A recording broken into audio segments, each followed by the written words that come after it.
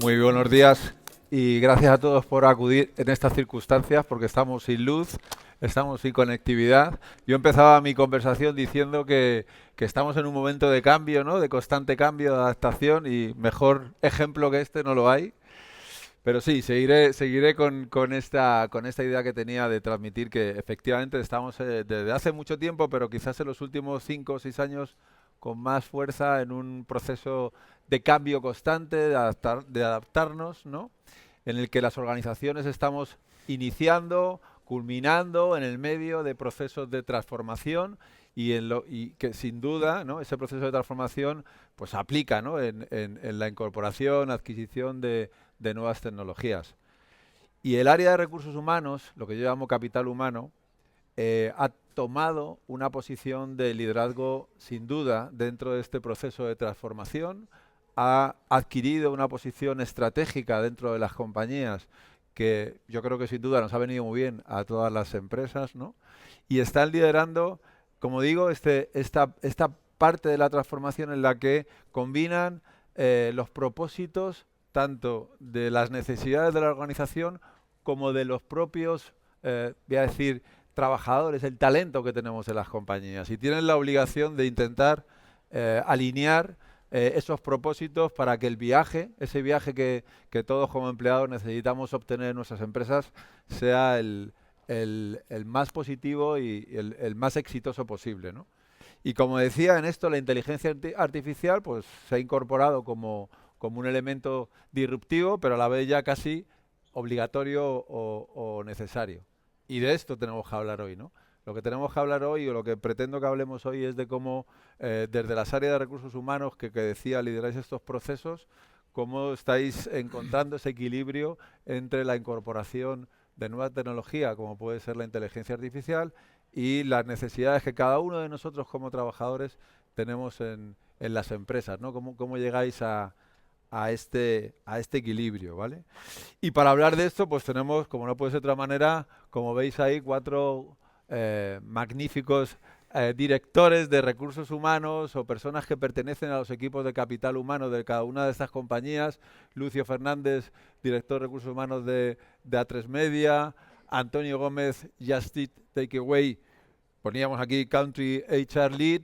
César Vázquez, también en Día España, asumiendo la dirección de recursos humanos, y Fernando López, que su título es bastante más amplio, diría que es el director de la experiencia de personas en el este, ¿no? En el sur y en el norte de Europa, de una empresa que se llama Mondelez International. Yo siempre digo que contra más largo es el título, menos impacto tienes, ¿no? Perfecto. Yo lo leo Ya como es. disclaimer, ya. Ok. Y entonces empecemos, ¿no? Si os parece que podamos empezar como que nos contéis si en vuestras organizaciones efectivamente habéis iniciado ya ese proceso de transformación, si habéis iniciado ya ese proceso de entender dónde estaban vuestros dolores, si eran dolores generales, eran cuestiones más concretas en alguna de las áreas, ¿no? Y cómo habéis ido interactuando para aplicar tecnología, si es que lo habéis considerado oportuno, eh, y cómo esa tecnología ha impactado en las personas y, por ejemplo, saber si la dirección de cada una de vuestras empresas ha participado, ha estado de primera mano asumiendo esa responsabilidad de la transformación. Entonces, como eso es un debate, no vamos a seguir un orden. Animaros y el que primero que considere que puede empezar a responder, pues adelante. No sé si tú, Lucio, que estás aquí a mi lado. Vale. Bueno, en primer lugar, muchísimas gracias por esta invitación y por hablar de algo tan complicado como es esto de la aplicación de la inteligencia artificial. Nosotros, evidentemente, en nuestra compañía llevamos tiempo aplicando cosas de inteligencia artificial, sobre todo para todo el tema de ingeniería o temas, por ejemplo, tenemos una 3-player en el que, de alguna manera, pues también aplicamos inteligencia artificial para ver quién entra, quién no entra, gustos, etcétera. Pero es verdad que cambia la vida cuando empieza la inteligencia artificial generativa, que es lo que, de alguna manera, ha sido el cambio. Yo cuando me plantearon estar en esta mesa, lo que pensé es qué 4 o 5 cosas hemos aprendido, qué 4 o 5 cosas o me quedan claras de cosas que se tienen que hacer si una compañía inicia un cambio como este. En primer lugar, una cosa que yo creo que todos tenemos medianamente clara, y es que nadie sabe nada de esto. Estamos todos iniciando un camino y como tal camino tenemos que hacer como yo pensaba que era como cuando yo soy padre, cuando con tu hijo no sabes si, oye, si tengo que reñirle o tengo que animarle, si tengo que marcar normas o tengo que decir, oye, sáltatelas. Entonces, lo que quiero decir es que esto es algo que en un momento dado tendremos que ir cada compañía haciendo un tuning fino de cuándo animamos o cuándo ponemos límites, porque tampoco podemos hacer que todo esto es inteligencia artificial y después hemos hablado también, cuando estábamos haciendo nuestra reunión previa, sobre el tema de los límites éticos, etcétera, de la inteligencia artificial. Con lo cual, este es un hecho. El segundo, que lo comentaba Daniel, el tema es que es importante que la dirección general se involucre en esto, porque si no se hace, es muy complicado.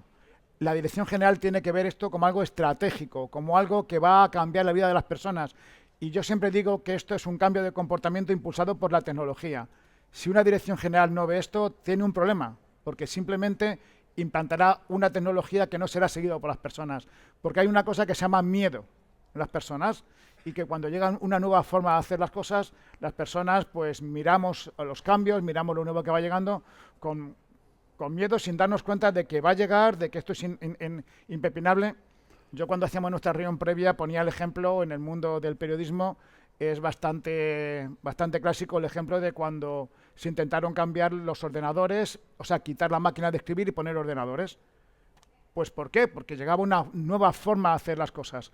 Tuvieron que esconder un día las máquinas de escribir porque la gente seguía utilizando las máquinas de escribir. Pues esto es un tema del cambio, al final todos tenemos. Entonces, el miedo hay que intentar abordar ese miedo, hay que tener mucho cuidado con ese miedo. El tercer punto, que yo creo que es importante, es que es un tema de concienciar, de sensibilizar y de formar. Tenemos que hacer que esto sea entendido en las organizaciones, que esto no es un tema solamente para tequis, para gente que en un momento dado domina bien la tecnología o que es capaz de manejar este tipo de herramientas. O nos damos cuenta de que esto es un tema para todos y subimos a todos al carro y eso pasa por formar, por acompañar.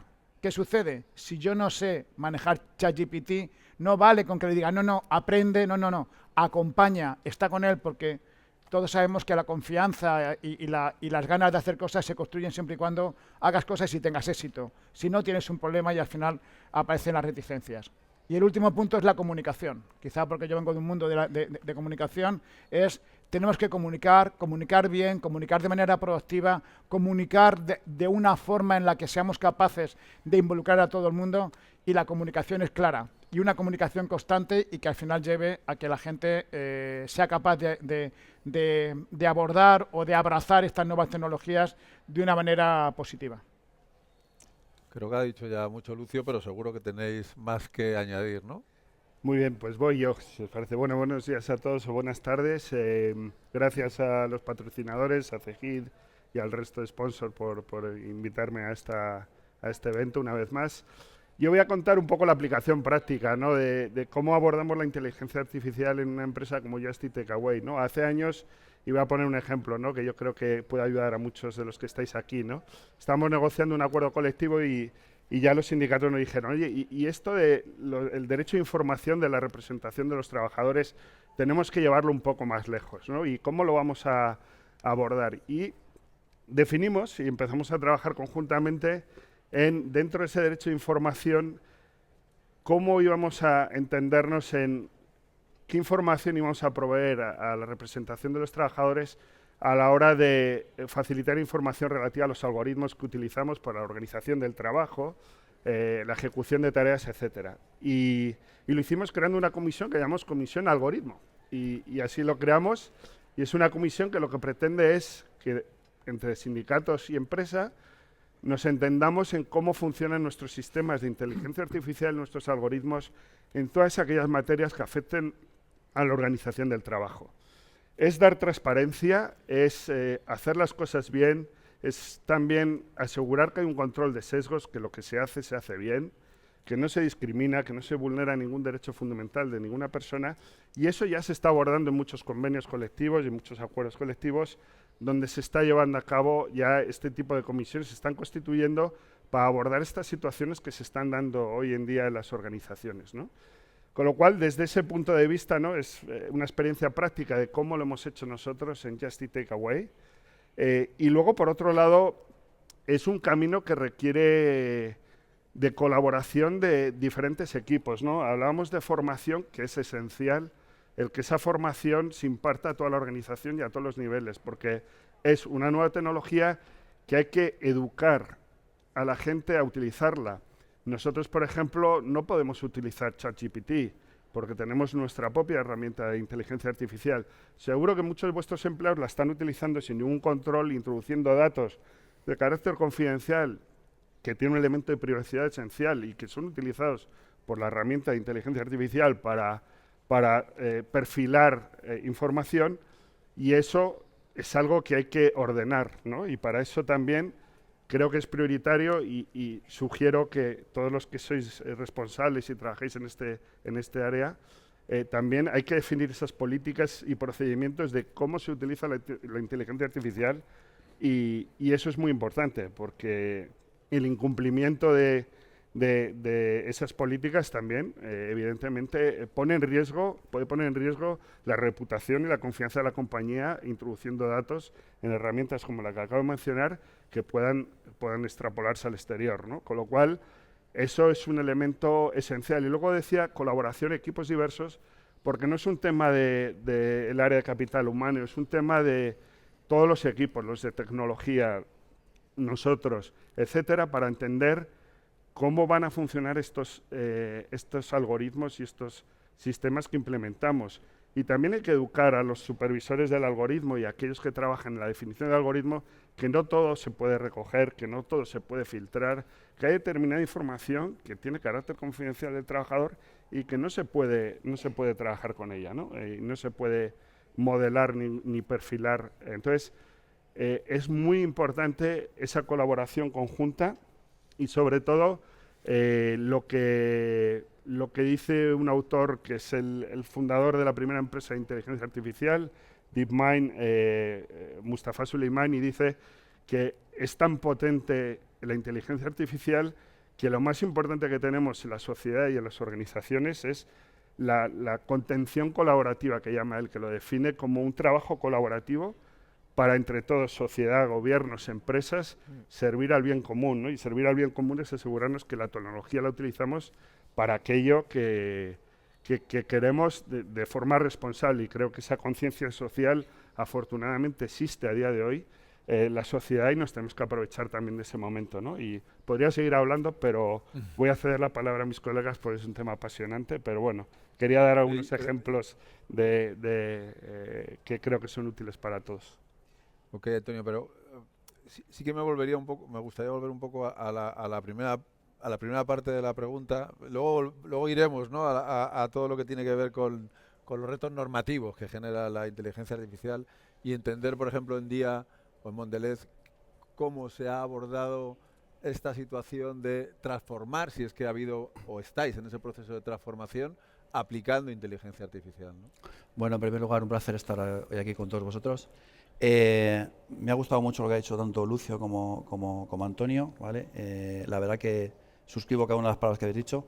Al final no sabemos nada, ¿vale? Es así, está claro. Y yo siempre, una cosa que siempre creo que es un paradigma, ¿no? Que la tecnología siempre es un medio, nunca es un fin. Y eso creo que nunca hay que perderlo de vista. La inteligencia artificial, seguro que ahora y en el futuro, pues su desarrollo va a ser exponencial. Como decía antes Lucio, no sabemos nada, ni sabemos lo que va a pasar. Lo que sí que creo que siempre es debemos tener los pies en el suelo, ¿vale? Y un poco lo que comentaba Antonio, nunca puede llegar una tecnología, por muy potente que sea, a llegar a suplantar pues cuestiones relativas con la ética, con la discriminación de los trabajadores. Hay que tener muchísimo cuidado, tener ese marco normativo muy claro para que eso no pase. Hablando ahora más de nuestra compañía, nosotros sabéis a lo que nos dedicamos, una cadena de supermercados que imagino que todos conocéis en mayor o menor medida, donde realmente el 90% del personal es productivo, que trabaja en nuestras tiendas y nuestras plataformas logísticas. No por ello dejamos de utilizar, evidentemente, la tecnología. ¿Dónde nos está aportando más ahora mismo? Y ya, evidentemente, está claro que el apoyo de la dirección tiene que estar ahí, pero ya sin llegar al apoyo de la dirección, digamos que al final la inteligencia artificial, como una nueva tecnología, está, digamos, entrando en la compañía, digamos, sin ningún tipo de... con las puertas abiertas, ¿no? Impactando en mayor o menor medida en muchas áreas, y donde sobre todo estamos ahora sacando mayor provecho, o donde estamos utilizando es en el análisis de los datos. Es decir, esa tremenda potencia que tiene la inteligencia artificial para analizar los datos que generamos todos los días. Imaginaros clientes que pasan por nuestras tiendas, volumen de mercancía que preparamos, cifras de ventas, productos que más se venden, en fin, tasas de asentismo. Al final, la cantidad, tasas de rentabilidad, ubicaciones correctas de las tiendas, al final la cantidad de datos que generemos es potentísima, y esa potencia a la hora de poder analizar, de tener ese data lake de información que nos permita acelerar los procesos de toma de decisiones, tener, digamos, a las personas que toman en cada área las decisiones pertinentes, que es enmarcadas dentro de la estrategia. El hecho de poder procesar esta información de una forma más rápida, lógicamente, nos permite ser mucho más ágiles en un sector, digamos, donde no te puedes retrasar ni un solo día porque tu competidor de al lado está haciendo lo mismo o cosas mejores que tú, ¿no? Entonces, en ese ámbito digamos, donde más estamos trabajando con una empresa como la nuestra a día de hoy. Centrándonos más en el área de recursos humanos, digamos, aquí podéis entender que hay ya 40.000 digamos, utilidades que van a impactar o que ya están impactando desde el día de hoy y a futuro en todas las tareas y procesos que tienen que ver en todas las áreas de recursos humanos, en la selección y talento, en el área de desarrollo, en el área de relaciones laborales, en el área de la gestión de la nómina, en la comunicación interna. Es decir, hay 40.000 aplicaciones donde ya, de una forma u otra, de forma incipiente, estamos ya utilizando este tipo de aplicaciones en nuestro día a día. Y lo que decían Lucio y Antonio, importantísimo, nuestra responsabilidad ahora es, de la mano de la dirección, de la mano del Departamento de Tecnología, es formar, capacitar a los profesionales para habituarles en el uso de una tecnología que sí o sí va a estar en su día a día de aquí hasta el futuro, y va a ser ya un proceso imparable. Fernando, te toca a ti. Sí, nosotros en Mondelez, bueno, hola a todos, primero. Entonces en Mondelez, que somos una multinacional americana del sector de la alimentación, digamos que para nosotros era muy importante a nivel global, entendiendo que pues la regulación, y luego hablaremos un poquito de esto, ¿verdad?, es diferente en función de la región, dotarnos de algo que nos garantizase que nuestros valores, los valores que tenemos como compañía, se iban a respetar más allá de aquello que nos podían producir la inteligencia artificial y otras cosas, ¿no? Nosotros en su momento, hace ya un par de años, nos dotamos de una política global de inteligencia artificial, que lo que pretende precisamente es esto, ¿no? Es garantizar que la gestión de la información, que la gestión y sobre todo todos los outputs que nos genera la inteligencia artificial se hace de forma responsable, segura y ética. En la misma línea que comentaba Antonio, nosotros tenemos prohibido usar herramientas de inteligencia artificial generativa públicas como ChatGPT, Copilot y otras, ¿verdad? Y por eso desarrollamos en su momento un LLM interno sobre Google Gemini, que es seguro, es un entorno seguro en el que con los datos nuestros y entrenándolo nosotros vamos a ser capaces de intentar extraer los mismos beneficios que nos generan los públicos, claro.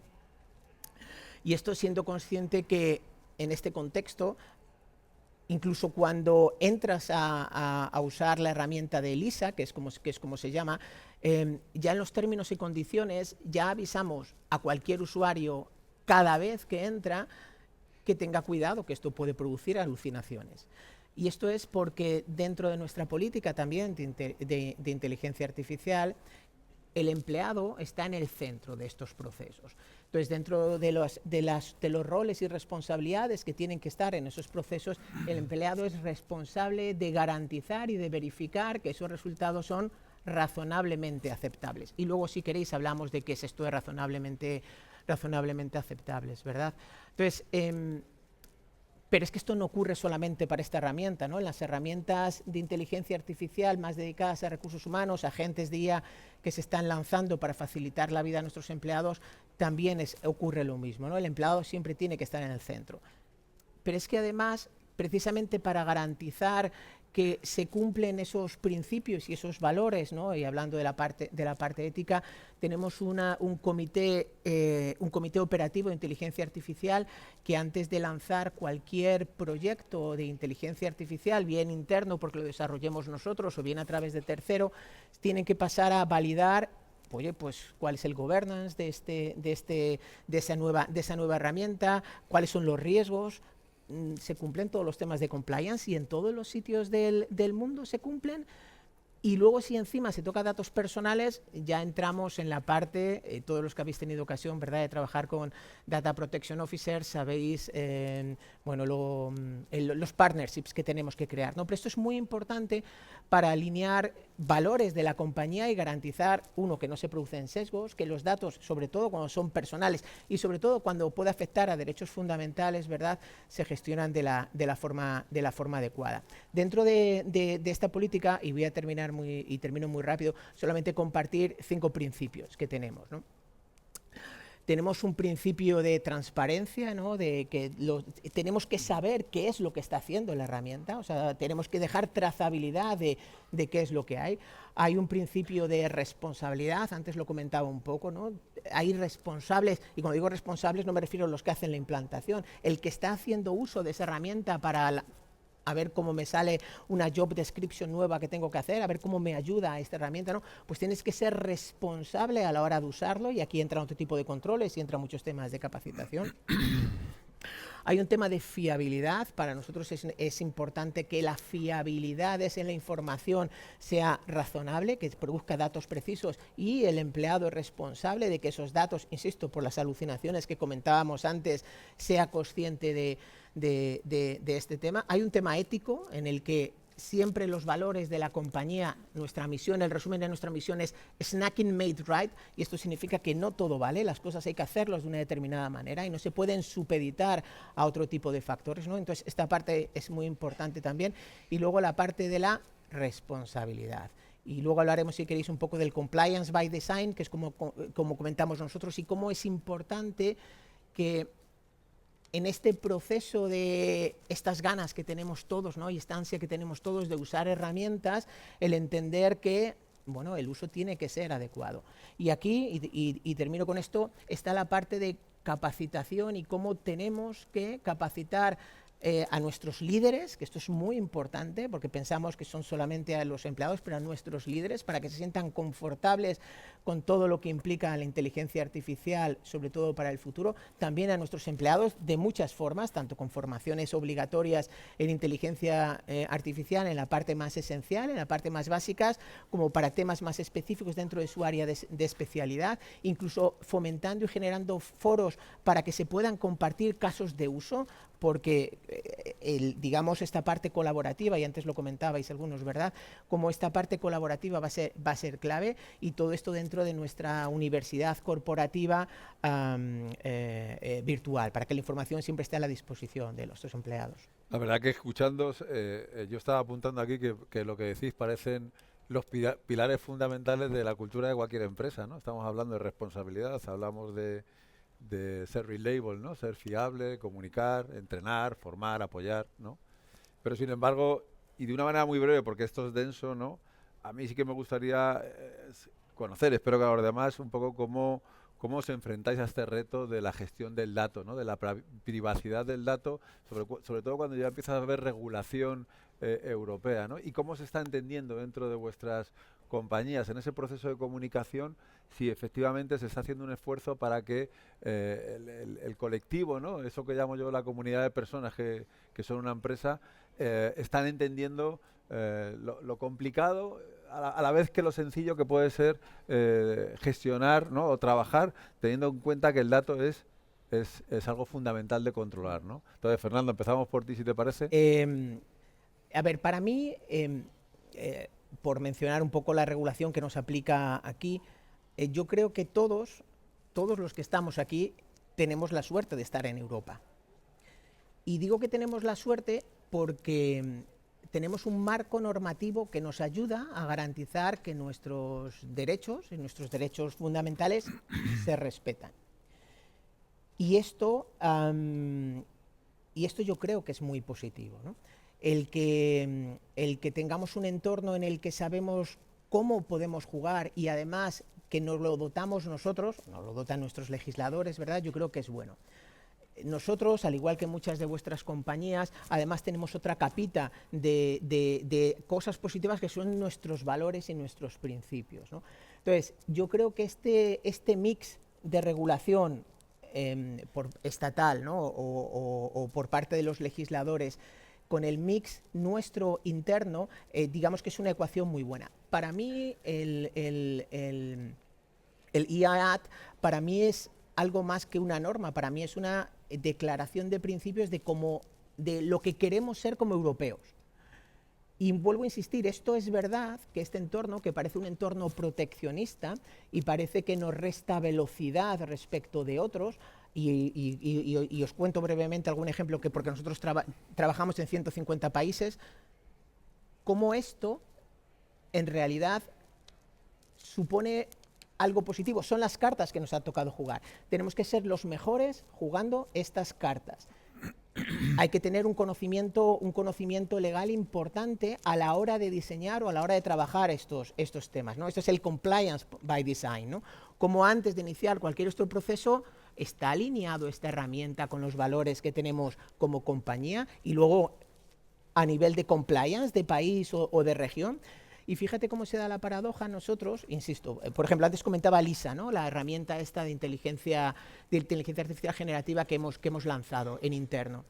Bueno, pues como en la zona de Asia-Pacífico ya el año pasado se lanzó y ya ahí están entrenándola y los usuarios ya están activamente trabajándola, como en Europa acabamos de implantarla ahora, pero sin embargo hay varios países, oye, que por necesidades y por acuerdos, comentaba Antonio un poquito también antes respecto de los interlocutores sociales, ¿no? Como hay países como Alemania, Francia o Italia en el que todavía no hemos lanzado esta herramienta, bueno, pues que hay que cumplir ciertos periodos de información y de consultas con nuestros representantes para que eso suceda. Pero eso no nos tiene que parar. La parte positiva, a lo mejor, vuelvo a insistir, tal vez es porque mi background es legal, yo soy de derecho, es que nos da certeza.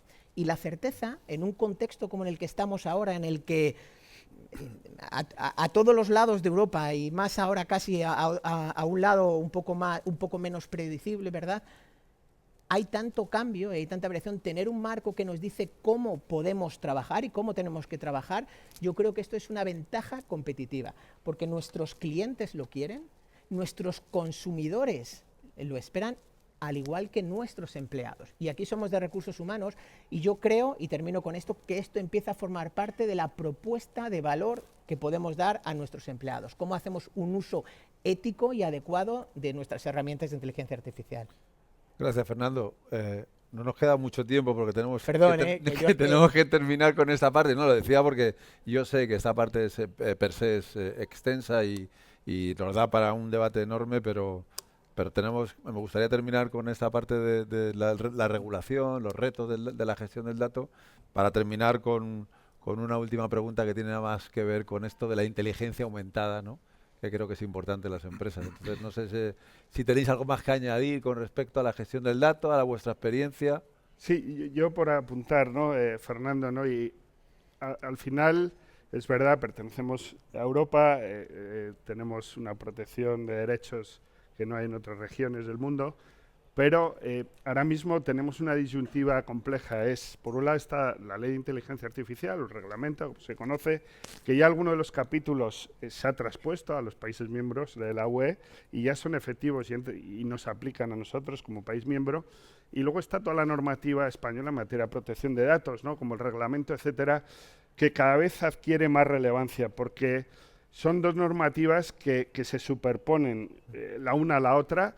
Y es difícil buscar ese equilibrio porque al final, por un lado, tenemos lo que es los niveles de riesgo que la inteligencia artificial introduce en las organizaciones y las medidas de protección y de recopilamiento de datos que tienes, pero por otro lado, no puede ser un factor obstaculizante lo que es la innovación dentro de las organizaciones, con lo cual tenemos ahí el gran reto de, por un lado, de seguir fomentando la innovación y aprovechar la inteligencia artificial para aquellas tareas más transaccionales, pero eso también entra en conflicto con la normativa a nivel europeo, donde establece unos niveles de riesgo con unas restricciones muy relevantes a la hora de qué información y qué datos puede recoger los sistemas de inteligencia artificial con los que trabajamos, ¿no? Con lo cual, cobra mucha relevancia toda la normativa a nivel de protección de datos en España, que tenemos y es bastante extensa,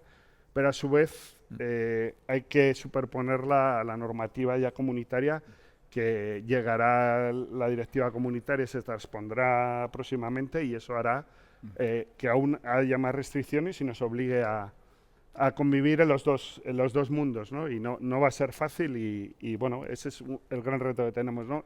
Innovar, pero sin vulnerar ningún tipo de normativa, tanto comunitaria como local, en materia de protección de datos. En nuestro caso, o sea, trascendiendo incluso el tema de los datos, es que además de lo que son las directivas, las normativas, está también la concienciación de las personas. Daros cuenta que, por ejemplo, en nuestro caso, nosotros generamos dos cosas, información y entretenimiento.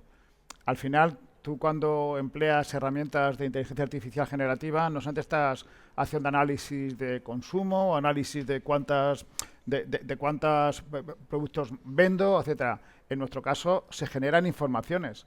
Sabemos ahora mismo que estamos todos permanentemente preocupados por el tema de las fake news, de dónde viene la información. Nosotros tenemos que ser muy conscientes de que nuestra gente, utilizando la inteligencia artificial, sigue con los estándares de calidad que tenemos con estos temas, porque esto no va de que al final nuestro valor añadido como compañía es que cuando tú entras en una página de una red social, no sabes quién está detrás, no sabes qué datos, no sabes cuál es su intención. Cuando tú entras en nuestra televisión, en nuestra radio, en nuestra página web, sabes que detrás hay profesionales que tratan el dato y tratan la información de una forma adecuada. Con lo cual, es muy importante toda la regulación, pero también concienciar a la gente de hacer bien las cosas va a su puesto de trabajo y el futuro de la compañía y el prestigio de la empresa y del sector. Bueno, yo para terminar, evidentemente en día no estamos a los niveles que podéis estar en Mondelez, por ejemplo, ¿no?